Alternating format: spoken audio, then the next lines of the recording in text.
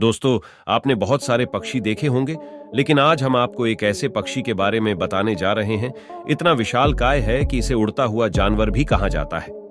ये अनोखा पक्षी लैटिन अमेरिका के देशों में एंडीज पहाड़ी श्रृंखला के आसपास ऊंचाई पर पाया जाता है। सबसे हैरानी की बात तो यह है कि इनकी उम्र भी लगभग इंसानों के बराबर ही होती है। ये पक्षी 75 साल तक जीता है, जिस इंडियन कंडोर के नाम से जाना जाता है।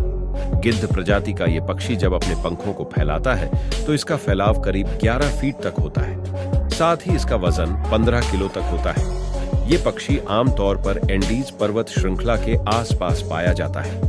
एंडीज पर्वत श्रृंखला दुनिया में सबसे लंबी है और कई देशों तक फैली है। ये अपना घोंसला भी बहुत ऊंचाई पर ही बनाता है। कई बार ये अपने वजन से भी ज्यादा खा लेता है।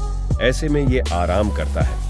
इंडियन कोंडोर पक्षी में नर और मादा के बीच एक ही भेद है। इनमें नर की गर्दन पर सफेद रंग का कॉलर होता है, वहीं मादा में ऐसा कुछ नहीं होता है। आमतौर पर ये अर्जेंटीना और पेरू में पाए जाते हैं, लेकिन तेजी से घटती संख्या को देखते हुए इन्हें विलुप्त होने वाली प्रजातियों के करीब माने जाने लगा है। आमतौर पर ये ऊंचाई पर रहते हैं, लेकिन ये समुद्र के किनारे आई मरी मछलियों को खा लेते हैं। साथ ही ये दूसरे मृत जंतुओं को भी खाते हैं। ऐसे में इन्हें पर्यावरण को साफ रखने वाले जीवों में से एक माना जाता है। ये विशालकाय पक्षी खाने की तलाश में रोज करीब 120 मील उड़ते हैं।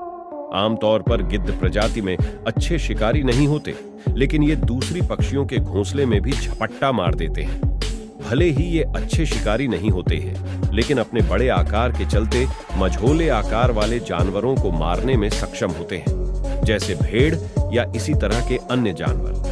दरअसल कुछ एंडीज पौराणिक कहानियों की माने तो कहा जाता है कि जब कोंडोर वृद्ध हो जाते हैं और उनकी जीवन जीने की लालसा खत्म हो जाती है, इस स्थिति में वह सबसे ऊंची चोटी पर जाकर खुद को मौत के लिए नीचे गिरा देते हैं।